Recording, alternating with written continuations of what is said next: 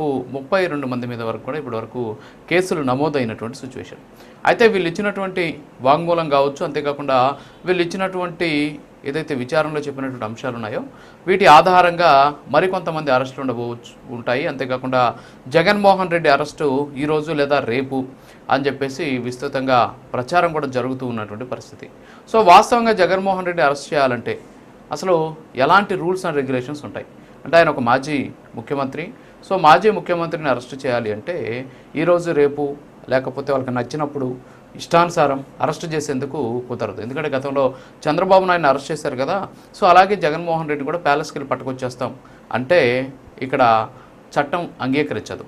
ఎందుకంటే ఈ కేసుకు సంబంధించి ఇప్పుడు ఏదైతే అవినీతి నిరోధక శాఖకు సంబంధించినటువంటి కొన్ని సెక్షన్లు కూడా పెట్టడం జరిగింది. ఈ సెక్షన్ల కింద ఎవరైనా సరే పబ్లిక్ సర్వెంట్ ప్రజాప్రతినిధిగా పనిచేసినటువంటి వాళ్ళు ఎవరైతే ఉంటారో వీళ్ళ మీద కేసులు పెట్టాలి అంటే దానికి కంపల్సరీ గవర్నర్ అనుమతి అవసరం. 2018 తర్వాత నమోదైనటువంటి కేసులకి గవర్నర్ అనుమతి అవసరం అని చెప్పేసి సెక్షన్ 17A చెబుతూ ఉన్నటువంటి పరిస్థితి. గతంలో చంద్రబాబు నాయుడు ఇష్యూలో కూడా ఇదే తెరపైకి వచ్చింది. 17A కింద చంద్రబాబు నాయుడికి వర్తిస్తుంది అని చెప్పేసి గతంలో భారీ ఎత్తున దాని మీద వాళ్ళ న్యాయవాదులు కూడా పోరాటం చేసినటువంటి సిచ్యువేషన్. కానీ దాని మీద ఒక న్యాయ సమీక్ష జరపాలని చెప్పేసి కూడా సుప్రీంకోర్టు లేఖలు రాయడం జరిగింది. అయితే 2018లో అమెండ్మెంట్ తీసుకురావడంతో 2018 తర్వాత నమోదైనటువంటి కేసులకు సంబంధించి 17A వర్తించాలి అనేటటువంటి ఒక రకమైనటువంటి వాదన కూడా వ్యక్తమవుతుంది. సో ఈ నేపథ్యంలో జగన్మోహన్ రెడ్డిని అరెస్ట్ చేయడం అంత ఈజీనా అనేటటువంటి వాదన కూడా వ్యక్తమవుతున్నటువంటి పరిస్థితి. ఎందుకంటే ఒక మాజీ ముఖ్యమంత్రిని అరెస్ట్ చేయాలి అంటే 17A కింద కొన్ని నిబంధనలు ఉంటాయి. ఎందుకు అంటే ఏంటంటే ఈ మద్యం కుంభకోణం జరిగినటువంటి నేపథ్యంలో మద్యం కుంభకోణంలో ఆ జగన్మోహన్ రెడ్డికి సంబంధించి ఎలాంటి సాక్ష్యాలు ఉన్నాయి, ఆయన ఈ కుంభకోణానికి పాల్పడి ఉన్నటువంటి ఆధారాలు ఏంటి, వీటన్నిటితో పాటు సిట్టుకు సంబంధించినటువంటి అధికారులు కొన్ని కీలకమైనటువంటి ఒక రిపోర్ట్ను తయారు చేయాలి. రిపోర్ట్ను తయారు చేసిన తర్వాత దాన్ని గవర్నర్ అనుమతికి పంపాల్సి ఉంటుంది. సో గవర్నర్ వీళ్ళు పంపించినంత మాత్రాన దాన్ని చూసి సంతకం పెట్టేటటువంటి పరిస్థితి లేదు. సో ఆయన ఒక న్యాయ సలహా కోరాలి. సో న్యాయ సలహా కోరాలి అంటే న్యాయ సలహా కోసం పంపించాల్సినటువంటి పరిస్థితి ఉంది. న్యాయ కోవిదులకి దాన్ని పంపిస్తారు. సో పంపించిన తర్వాత ఆ న్యాయ కోవిదులు వాటిని కూడా చూసిన తర్వాత వాళ్ళు అక్కడి నుంచి ఒక లీగల్ ఒపీనియన్ ఇస్తారు.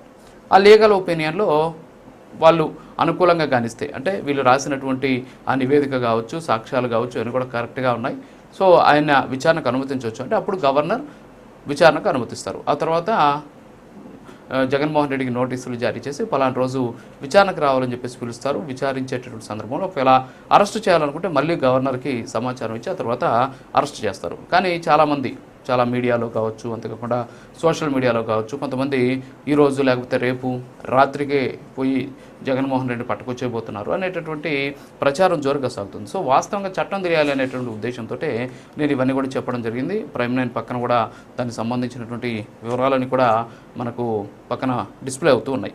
సరే, ఇక ఈ కేసు విషయానికి వస్తే అంతిమ లబ్ధిదారుడు ఎవరు అనేటటువంటి దాని మీద ప్రస్తుతానికి సిట్టికి సంబంధించినటువంటి అధికారులు దృష్టి మరల్చారు. సో ఈ అంతిమ లబ్ధిదారుడు జగన్మోహన్ రెడ్డే. సో కాబట్టి జగన్మోహన్ రెడ్డిని అరెస్ట్ చేయబోతున్నారు. సో ఇదే ఇప్పుడు వాదన జరుగుతూ ఉన్నటువంటి సిచ్యువేషన్ కనిపిస్తుంది.